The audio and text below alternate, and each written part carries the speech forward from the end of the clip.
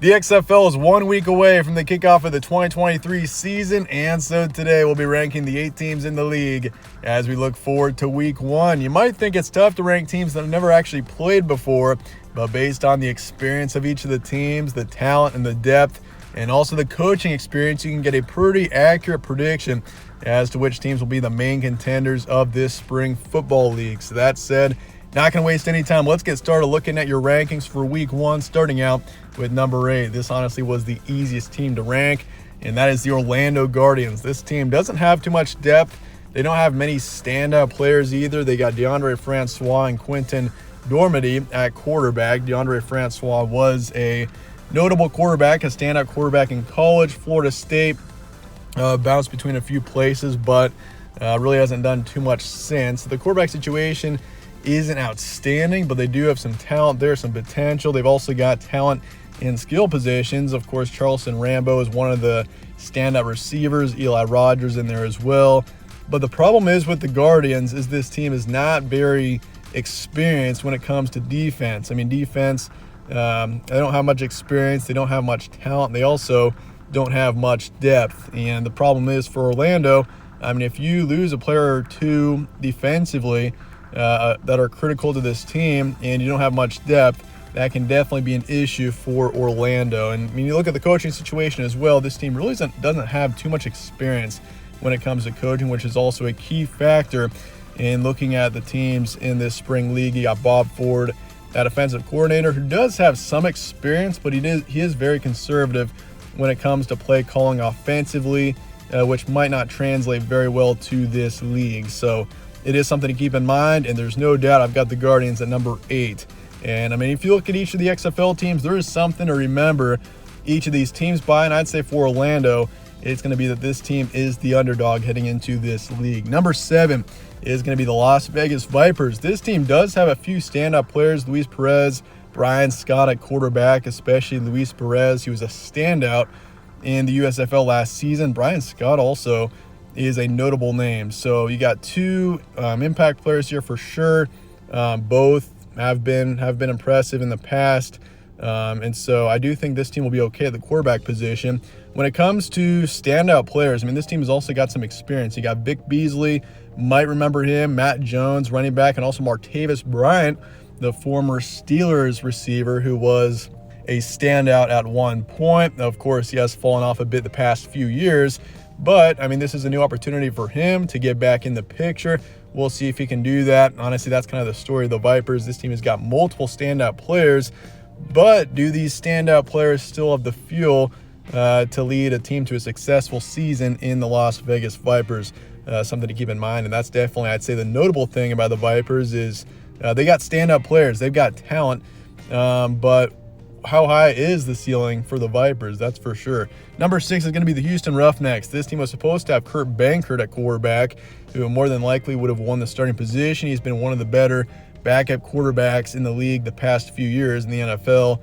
And so him going into the XFL really showed potential, but he pulled out of the league. So now they're without him. They're relying on either McDonald or Ellaby at the quarterback position. We'll see what happens there.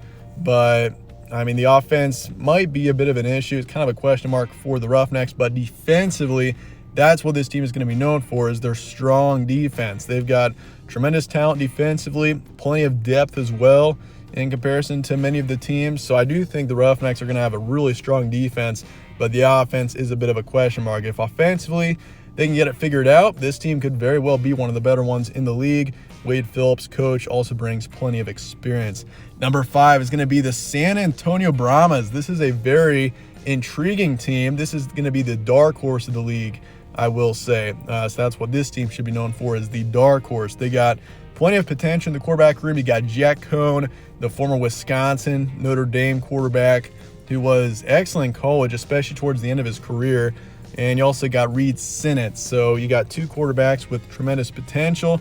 They've got a really strong backfield with Kalen Ballage and Jaquez Patrick, so something to keep in mind there as well. I like the Brahmas a lot. I think this team is one of the more balanced teams in the league, but they just don't stand out as as a super strong team. Like, they're good on both sides of the ball. I just don't know if they're great. They don't really have stand-up receivers. They got promising defensive backs. That's definitely the strength for them defensively.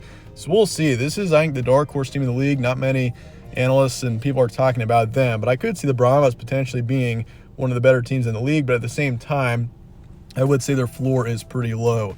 Number 4 is going to be the St. Louis Battlehawks. If you remember the 2020 XFL before it got canceled, the Battlehawks were one of the better teams, and I think this team very well could be that once again. They got the most experienced quarterback in the league with A.J. McCarron, the former Alabama quarterback. He's been in the NFL for a while as a backup quarterback. So this is definitely a team that shows tremendous potential. I do think the St. Louis Battlehawks are a team that I don't know if they're going to be the best in the league, but I feel like their floor is pretty high, meaning I don't see this team being a bottom feeder in the league. It's just a matter of how high can they get. But they've got a strong offensive line. They've got a good balance of talent that includes experience and young potential. This is a team that's got a tremendously high ceiling, but I just don't know how confident I am in this team. In the coaching situation, that is one of the factors that holds this team back. That is a key factor, and especially a spring league, is the coaching, and this team doesn't have much experience there. But they got Darius Shepard, Marcel Aitman. They've got once again A.J. McCarron. They've got experience, they've got talent, so we'll see if this team can be one of the better ones. But for now, I'm going to be pretty conservative on this team, keeping them at number 4, just because the top 3 I especially see potential in. Number 3 is going to be the Seattle Sea Dragons. This team is especially an interesting one. You got Ben DiNucci at quarterback. I remember him being a Dallas backup quarterback for a while. He's been in the league for a little bit. And so him coming into the XFL, I see this Sea Dragons team definitely being one that could very much be the best team in the league. I think this is a very dangerous team offensively. That's where this team is going to be known for, and what this team will be known for is their strong offense. They've got tremendous talent on offense. Defensively, there are a few question marks, but on the offensive side of the ball, this is a strong team. They got Josh Gordon. You probably remember him. He's a receiver who's definitely got a successful history. And, this is also a team that's got June Jones coaching, which, he has had tremendous success coaching in spring leagues. So I think this offense is going to be great just because of that.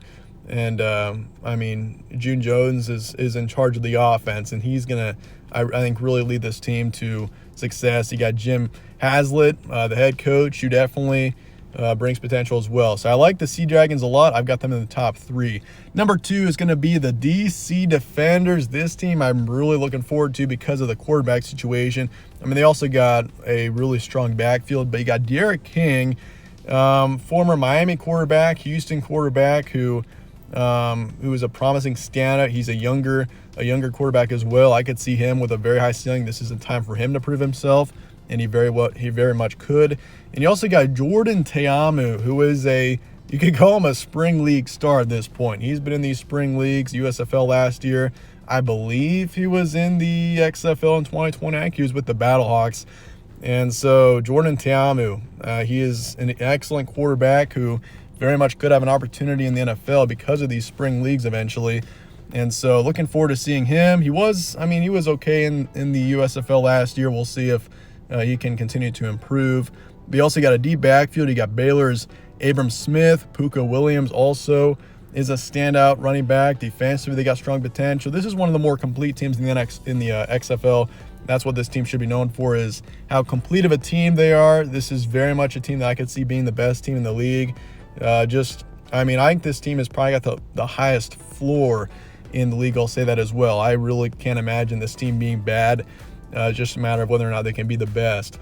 But that said, let's look at the top-ranked team in the league. This is probably the team that I would predict in the preseason to win it all, and that's going to be the Arlington Renegades. This team has got the highest ceiling in the league.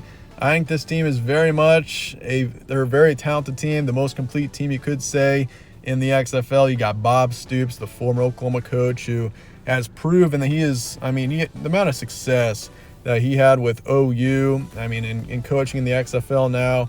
I see the Renegades very much being one of the top teams in the league. You got Kyle Sloter, who was a huge standout in the USFL last spring.